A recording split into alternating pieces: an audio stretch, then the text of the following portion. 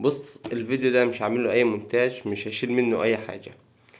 فكرته ان انا هفضفض معاك بس بحاجة انا بشوفها، وخايف انت كمان تكون بتمر بيها او بتعاني منها.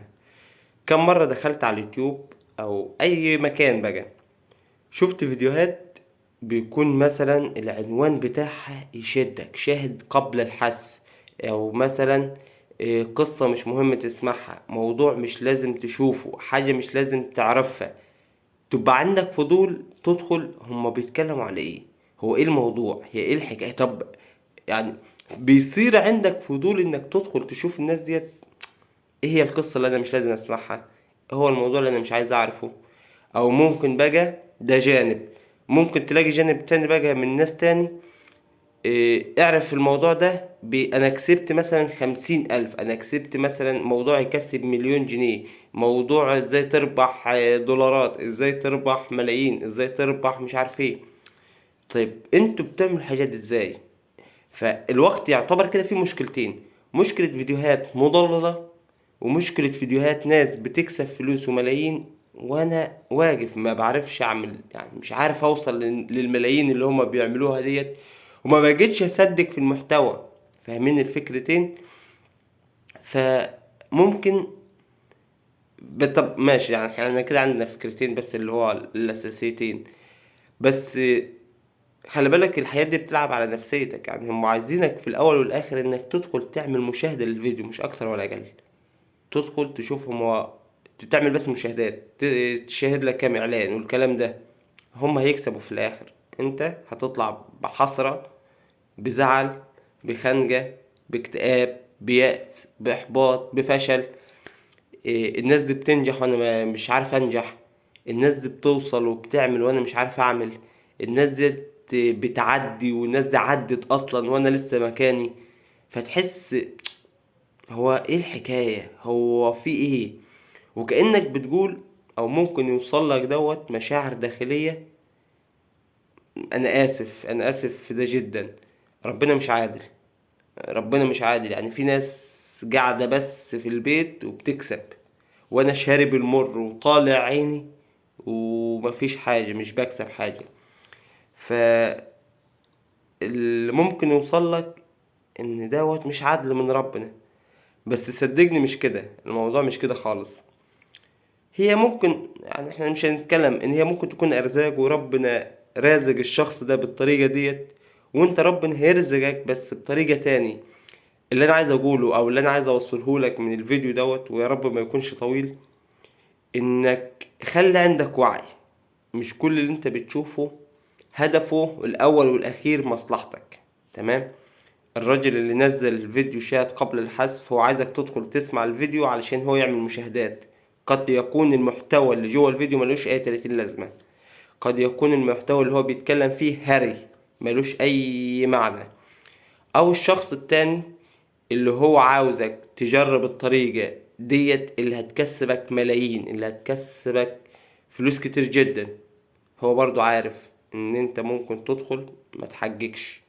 هو عارف ان انت ممكن تجرب الحاجة ديت ومش هتكسب منها اي حاجة.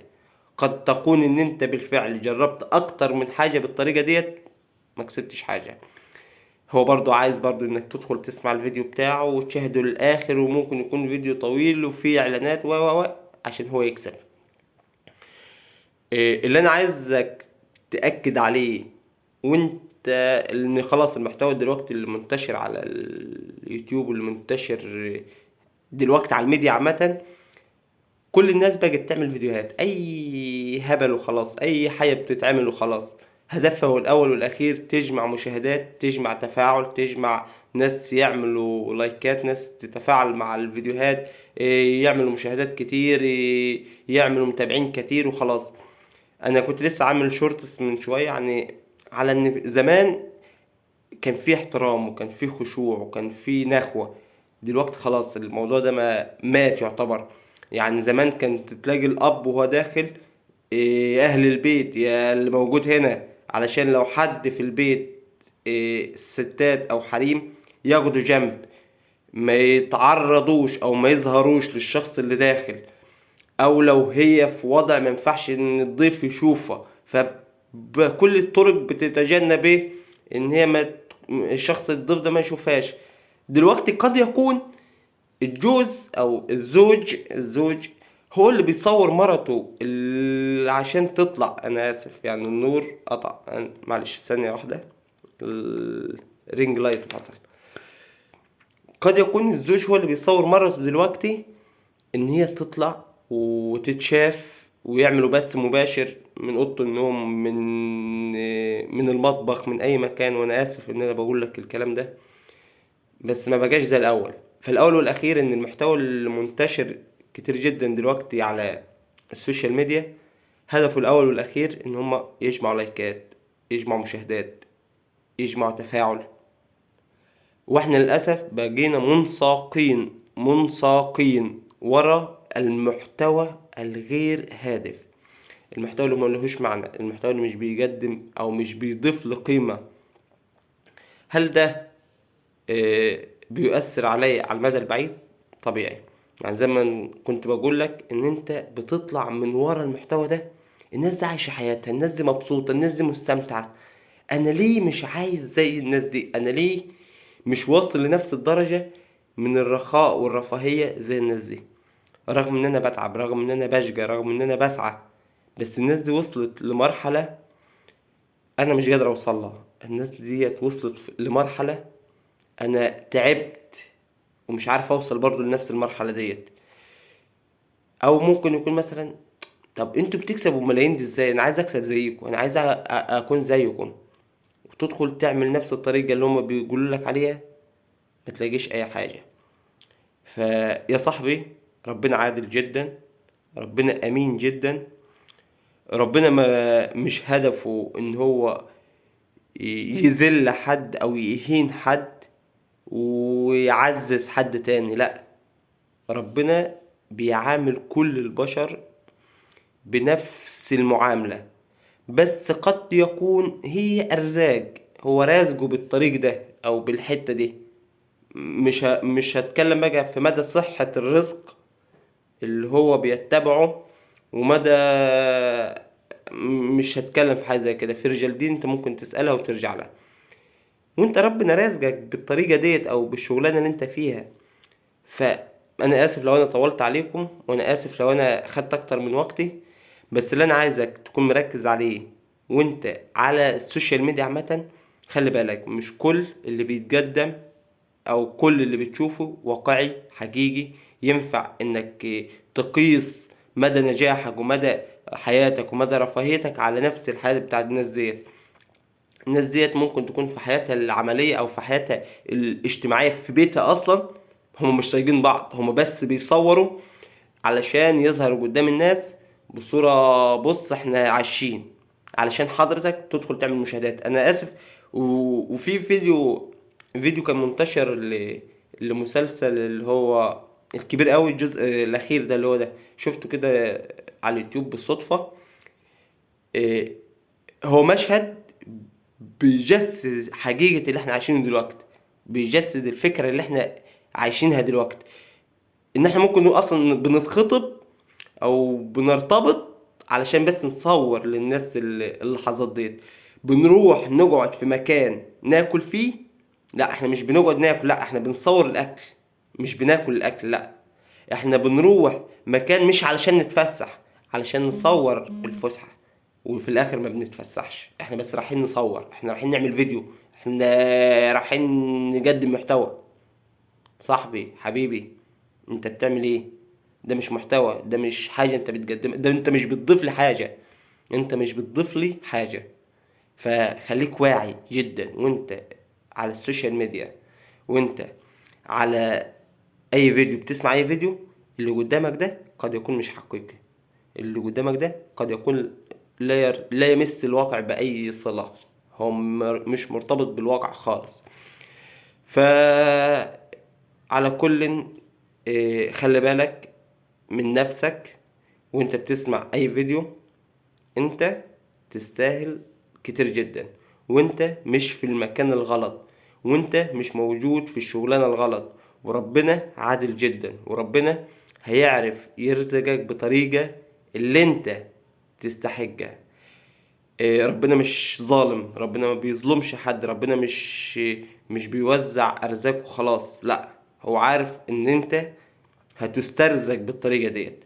فانا اسف لو انا طولت عليك، انا اسف لو انا قلت كلام قد يكون مش مرتب، مش واضح، بس لو انت وصلت للدقيقة ديت والاخر الفيديو فانا احييك ان انت بتحب المحتوى، ان يكون في حاجة بتضاف، محتوى ليه قيمة.